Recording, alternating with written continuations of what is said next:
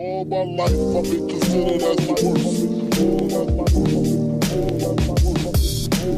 After hours, drowsy stepping, hear the sermon, hold the reverend. Long distance relationships with 777s. Who'da guessed it? Feeling washed up before its prime mic sessions. And as for rhyming, it's his only living. Hello, nomads, party people, and strangers everywhere across the internet. My name is V, and today, if you saw the title, we are talking about the top 10 movies of 2016 for After Hours review to close out. Why am I doing it now instead of during the 31st or the 1st of January?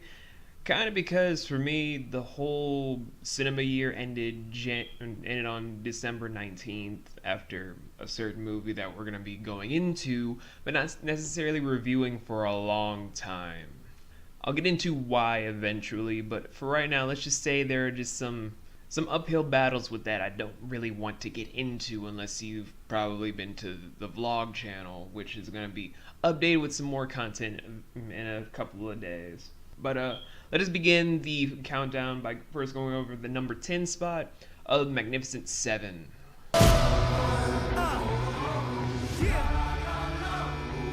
Whoa, we are Blue Vision now.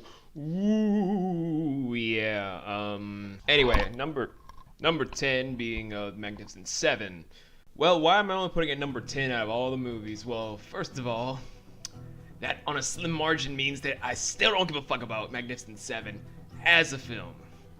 It is a thing that happened, but it's not the worst thing that happened. We already have a bunch of shit that happened that's like the worst thing of all time. Sausage Party for one, Batman v Superman, Dawn of Justice, and a bunch of other stuff I can't get into because we don't have time. But anyway, it being number 10 is just like, it's decent. I appreciate that they made the remake because a lot of people still don't know the story. But it's not as good as, say, any other movie that came out this year because there were so many better films that were made, so many better effects, so many better written stories, and a better written cast that it just felt like an incomplete story for myself. Did other people enjoy it? Yeah, and it's a decent film, but it's still not as good as the other 9 on this list, which we will continue on now. We have nowhere else to go, so... Coming in at number 9, we have Kimi no Nawa, aka Your Name. With this movie, I'll be open and honest with you guys. I have never seen the full-on production because of time constrictions. The moments I saw for the movie were just fantastic. I would put it as one of the 5 most perfect anime creations in all of Japanese animation.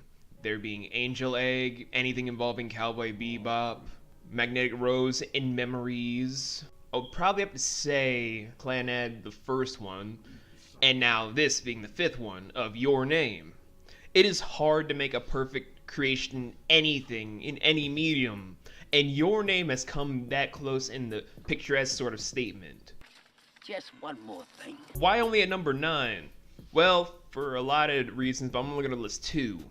Number 1, it only has a full-on Japanese release where it's just depicted on the Japanese market. With this American release, it's very limited, kind of like The Boy and the Beast, which is another film that's like, it's okay, but it's not Studio Ghibli good. And everyone loves Studio Ghibli movies because it's like the key gateway to anime.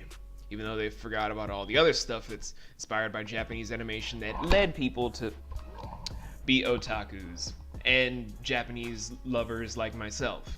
And the second reason is because although it's perfect on a Japanese animation standards, I live in the West. I grew up with a lot of cultures that weren't focused on Japanese culture. I love a lot of stuff with the Japanese society, the whole demographics, how they do things with education, judicial system, legislation system, all the different boroughs, neighborhoods, and how they just do things in general in Japan, because, I don't know, I just kind of like it. But in all honesty, there were a lot better films that came out this year that kind of surpassed this in a different level. But I digress. We're gonna now move on into number 8. まるで夢の景色のように Coming in at number 8, we have Zootopia. Is that Mr. Biggs? Now, this is kind of odd. This is kind of odd because of my own weird non-like of anything involving Disney. For many years, it's just like me and Disney have had this whole back and forth, just like, love me, no, love me, no, love me, no, love me, Vince, you used to love me as a child. Get off me, Disney. Fuck you, Disney.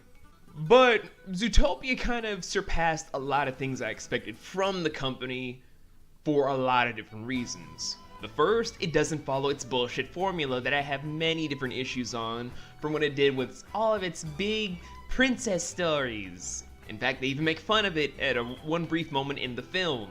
Number 2, it's a buddy cop movie. It's basically an interracial buddy cop movie. Don't fucking believe me? Look at any other reviewer that has touched this. The upper class majorities that look at the minorities, that is this fucking film. Just because long time ago, there was some savagery going on. It's just like, we have to keep all these people that have all these sharp teeth away from us. And this movie touches on it in such a beautiful manner that it's like, whoa, Disney, I might actually give you another chance now, if you don't come up with something kind of stupid. But we'll move on from there to go into number 7. Life isn't some cartoon musical where you sing a little song and your insipid dreams magically come true. So let it go. Coming in at number 7, we have Marvel's Doctor Strange.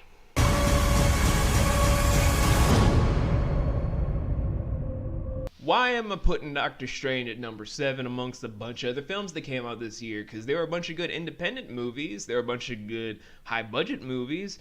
Look, I know that there are a lot of good independent movies. Moonlight, whatever. I can't remember the full name, but it was Moonlight something about a coming-of-age story. I couldn't see it because the film wasn't in my town. But why is Doctor Strange at number 7 amongst a bunch of other films that came out this year?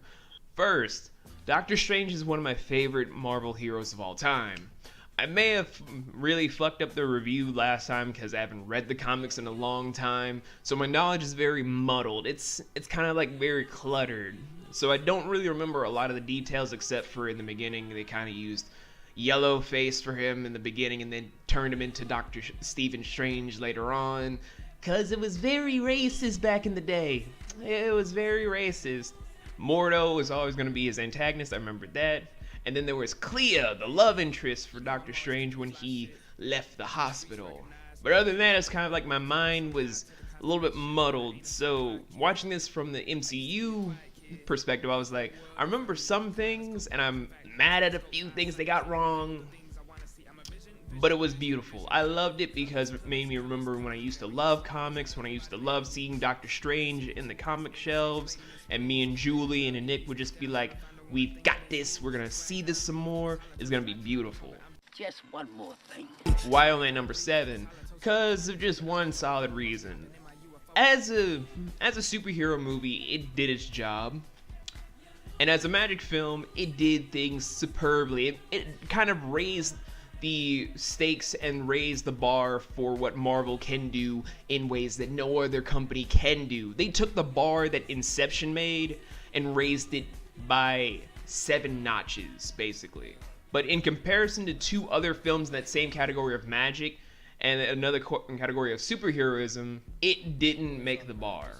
But it was still an enjoyable film. I have no real disregards about saying what I liked about it, and if you want to hear more about me saying it, we have a review of it somewhere on the channel, or just in the After Hours playlist on the main part of my channel, and you can see it there. But then we'll just check on to see what else we got on number 6. What's this, my mantra? It's the Wi-Fi password. We're not savages. Aw, we're no longer blue. Anyway, at number 6 we have the Neon Demon. Anywho, number 6 is the Neon Demon. Sorry, I'm just 26 is so Neon Demon, one of the biggest independent films to come out of Sundance, IFC, all those big corporations, and being full blown insane in the membrane, has been one of my favorite reviews on all of After Hours reviews because of how you have to literally see it once to actually believe it exists.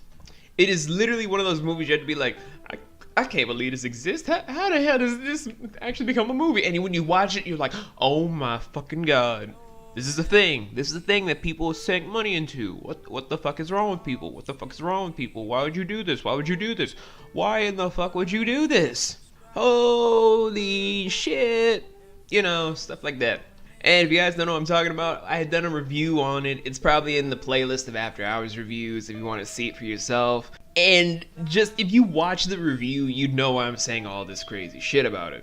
But why is it only at number 6, though, is the main question. See, the thing about all of this involving Neon Demon being insane, crazy, but also beautiful, vibrant, and very symbolic of what it's supposed to be doing about the beauty industry and how people like to be submitting to their carnal desires to make things happen. It's just a fascinating study, but it's not as good as, say, the other 5 movies, in my own opinion. So we're just gonna move on to the 5th movie on this list while I try and stomach that ending again now that I'm thinking about it.